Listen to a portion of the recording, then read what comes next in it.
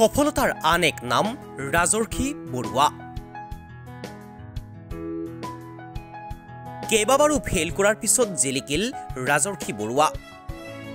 7 বাৰৰ অন্তত লেফটেনেণ্ট হিচাপে চিনাকি ৰাজৰ্ষি বৰুৱাৰ। গাঁওবাসীৰ মাজত আজি আনন্দৰ বন্যা। হয়, আপুনি ঠিকেই শুনিছে। সফলতাৰ আন এটা নাম বুলি যদি আমি ক'ব যাওঁ তেনেহ'লে নাম ল'ব লাগিব ৰাজৰ্ষি বৰুৱাৰ। 6 বাৰকৈ ফেইল কৰি আজি নিজকে 7 বাৰৰ অন্তত লেফটেনেণ্ট হিচাপে চিনাকি দিছে এইগৰাকী ৰাজৰ্ষি বৰুৱাই।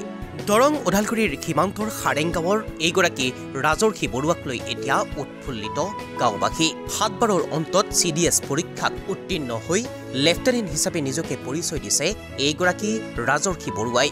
ৰাজৰ্ষি বৰুৱা বাৰে বাৰে ফেইল কৰি থকাৰ পিছত ভাগি পৰিছিল পিতৃ মাতৃ। পৰামৰ্শ দিছিল অন্য কিবাত মনোযোগ দিবলৈ। সেই সময়তে ৰাজৰ্ষিয়ে মনোযোগ দিছিল SI পৰীক্ষাত।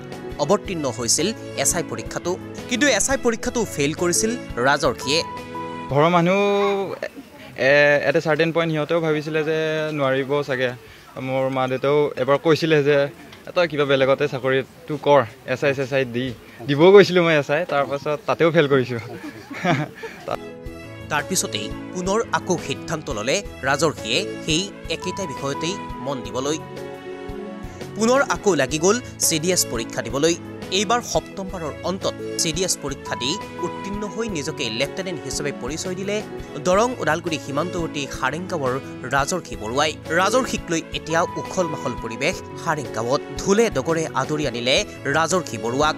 ৰাজৰ্ষি বৰুৱাৰ সফলতাত এতিয়া উৎফুল্লিত পিতৃ মাতৃৰ লগতে গাঁওবাসী। ফুলাম গামোচা ঢোলে ডগৰে বেণ্ড পাৰ্টি বজাই আদৰি আনিলে লেফটেনেণ্ট ৰাজৰ্ষি বৰুৱাক। অৱশেষত যেন কষ্টৰ ফল মিঠা হ'ল, ৰাজৰ্ষি বৰুৱা লেফটেনেণ্ট হ'ল। ৰাজৰ্ষি বৰুৱালৈ আমাৰ ফালৰ পৰা থাকিল অলেখ অযুত শুভকামনা। 12 মাহ ট্ৰেইনিং আছিলে আমাৰ চেন্নাইত, অফিচাৰ্ছ ট্ৰেইনিং একাডেমি। তাৰ পৰা আহিলোঁ আৰু আজি এই পৰ্যায় পাওঁতে কি ধৰণৰ আগবাঢ়িব লগা হৈছে? মই প্ৰথমতে কৰিলোঁ BTech, তাৰপিছত তাৰ কাৰণে UPSCৰ বহুত এক্সাম দিলোঁ। UPSC CDS এইটো পৰ্যায় পাবৰ কাৰণে বহুতবাৰ ফেইল কৰিলোঁ।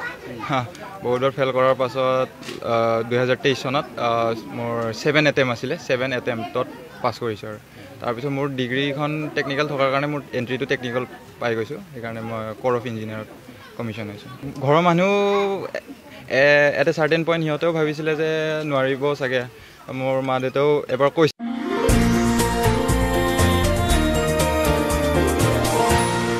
এনিটক্স, সুতৰ বিপৰীতে ৰাইজৰ স্বাৰ্থত।